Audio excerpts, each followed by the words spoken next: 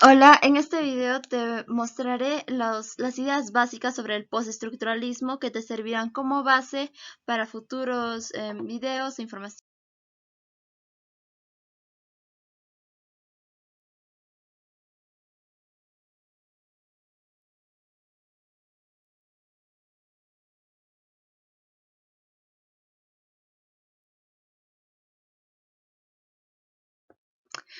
Muy bien, continuando, es que en 1968 específicamente se da la revolución de ideas, tanto en Europa como en las potencias mundiales para entonces. Ese mismo año, el 24 de abril, como referencia, fue que falleció Martin Luther King.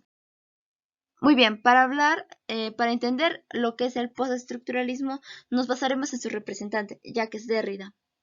Este nació en el sur de Argelia en 1930, vivió durante 74 años, falleció en el 2004.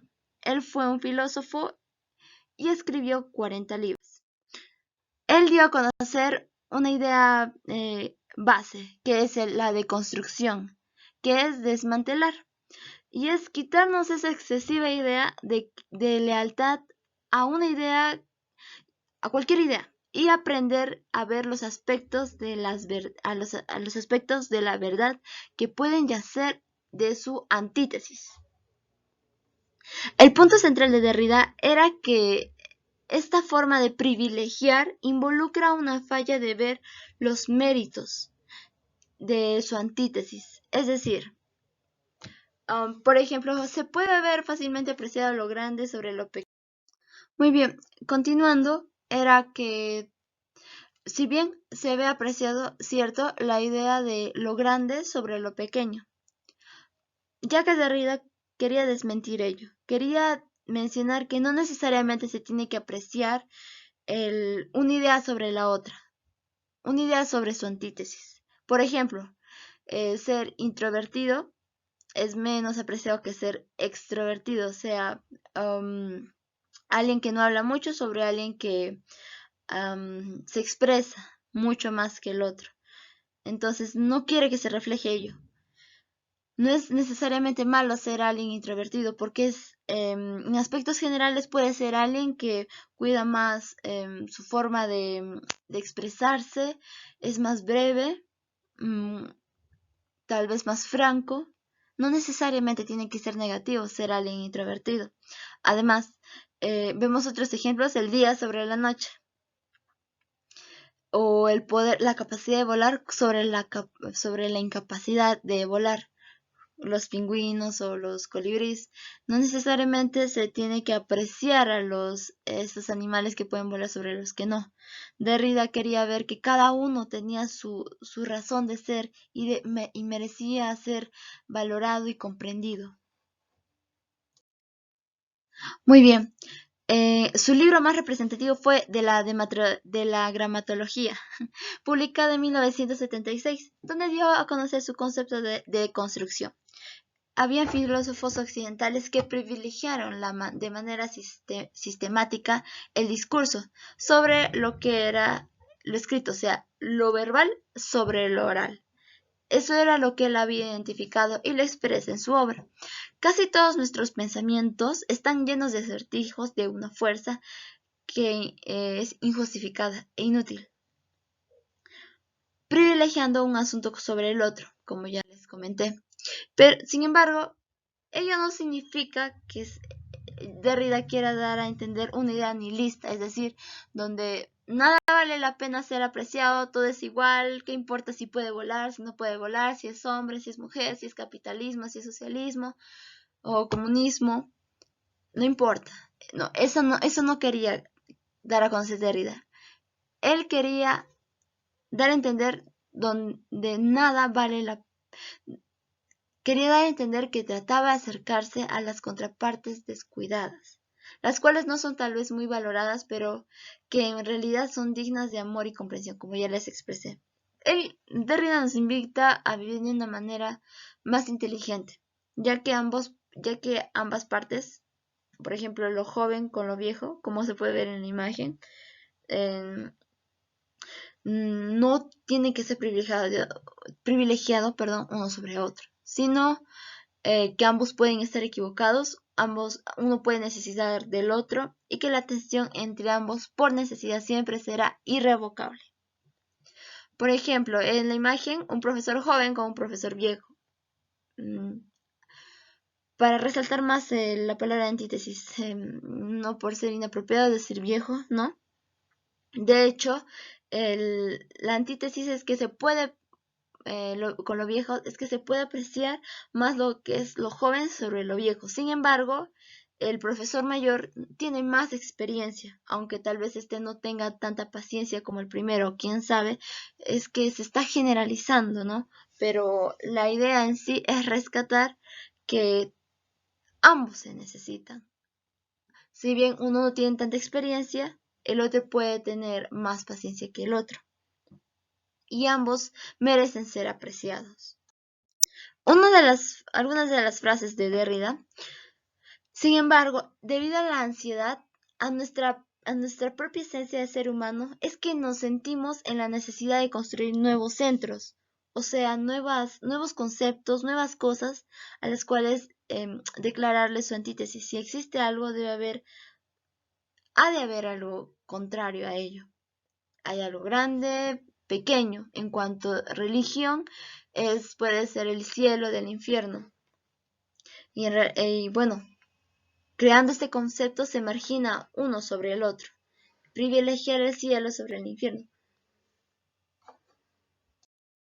Muy bien. Otro concepto, bueno, otra de las cosas que él mencionaba, el sonido del signo hablado no tiene nada que ver con el significado. Es cierto, está de una manera aludiendo a lo que decía Ferdinand de Saussure.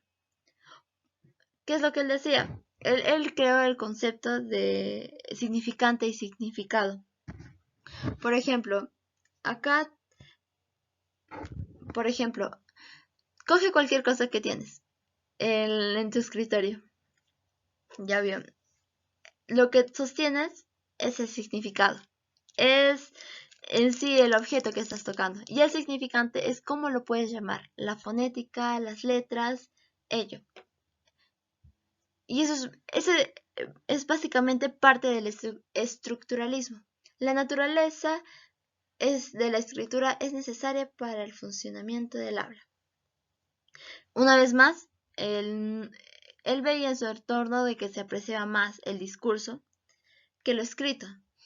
Sin embargo, él también le daba su apreciación, cuán importante también era la escritura.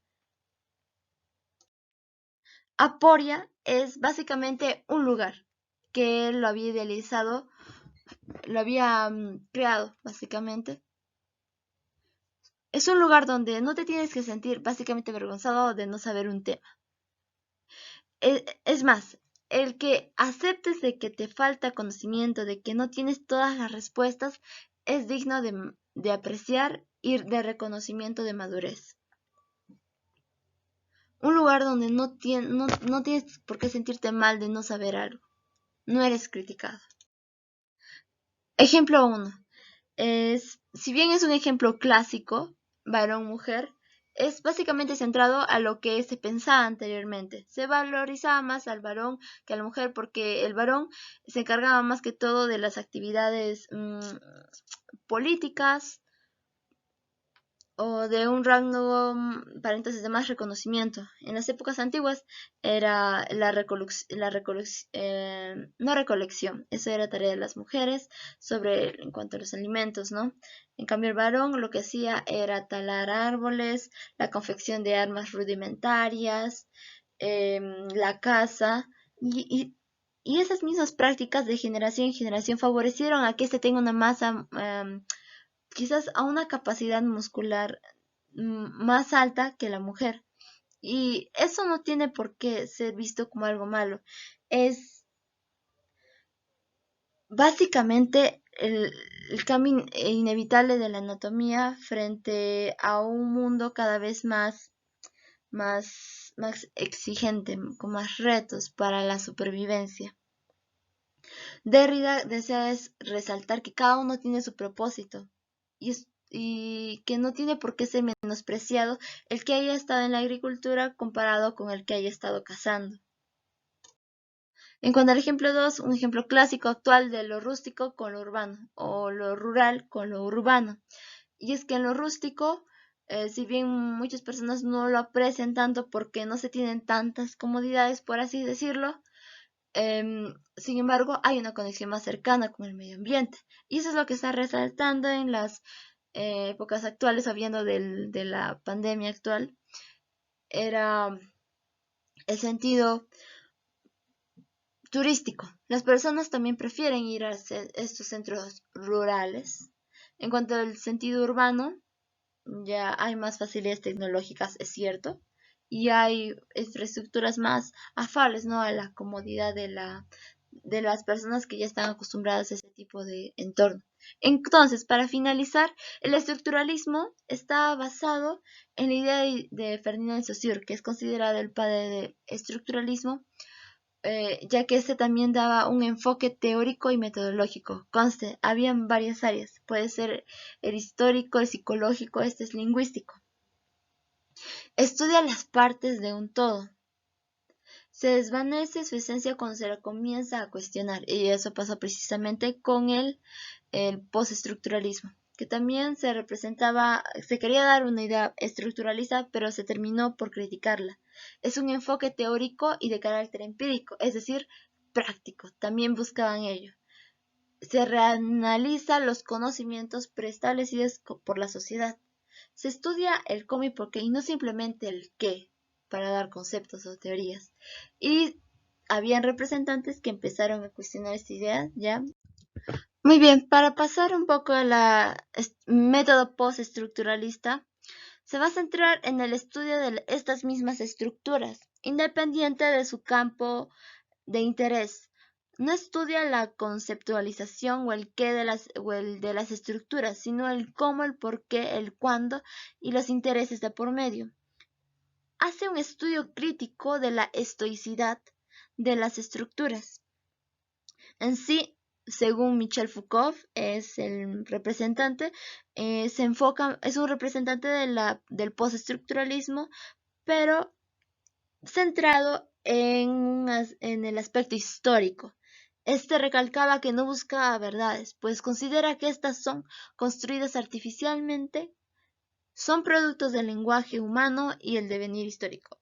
Por consecuente, estas cambian. Por último, para definir finalmente, el postestructuralismo es una corriente proveniente del estructuralismo, consiste en criticar conceptos o ideas predeterminadas. Es una rama de la teoría de la crítica.